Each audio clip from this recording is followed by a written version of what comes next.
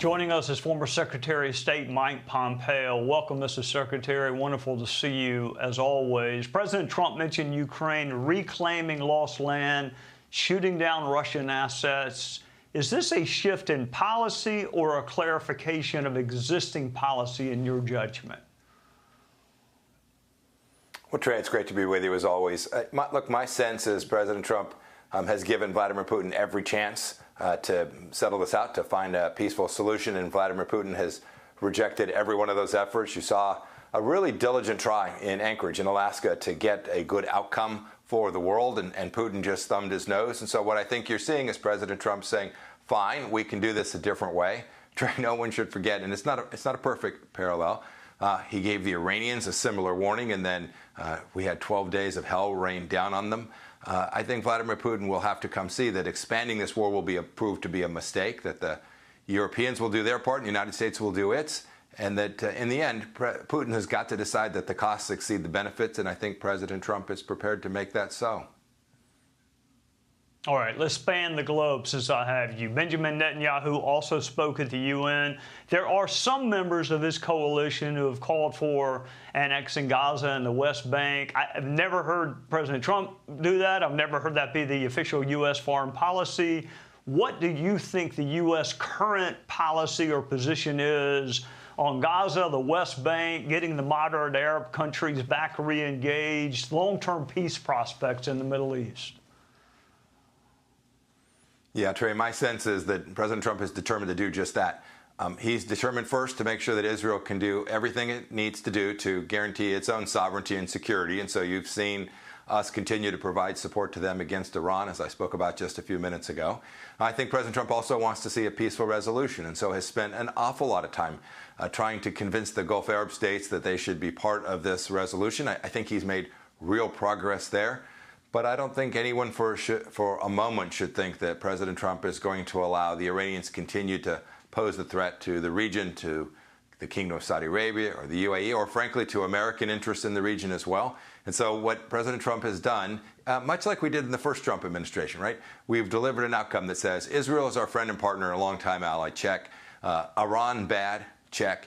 Gulf Arab states want to be alongside of us in that check, and I think that's in the end, that's how we get these hostages home from being held by these terrorists inside of Gaza, and how we ultimately come to a more peaceful, more prosperous region in the decades that follow, Trey. All right, let's move to this hemisphere. What do you make of what's going on in Venezuela? Do you think the U.S. wants to see Maduro replaced? Who comes after him? What should we be watching for in Venezuela?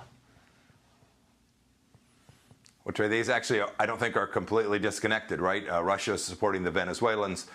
Russia and Iran are in cahoots. The Chinese Communist Party is backing each of these terrible authoritarian regimes that do brutal things to their own people. Now, as for Venezuela, I think President Trump is making this part of the Western Hemisphere effort to stop the drugs from infiltrating our country and poisoning our kids and our families and communities. And so I think the actions you've seen taken in the last weeks, they're not about regime change in Venezuela.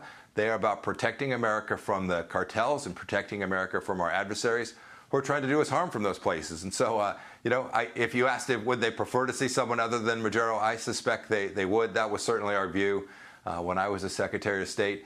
But it's not the case that that's going to happen from the outside. That will be the Venezuelan people given an opportunity, seizing upon making lives better for themselves. And so I applaud what President Trump's doing in on our home court here in the Western Hemisphere. I think that will keep us all safer and more secure as the years go on. All right, before I let you go, West Point, served in uniform, House Intel, CIA Director, Secretary of State, incredible resume.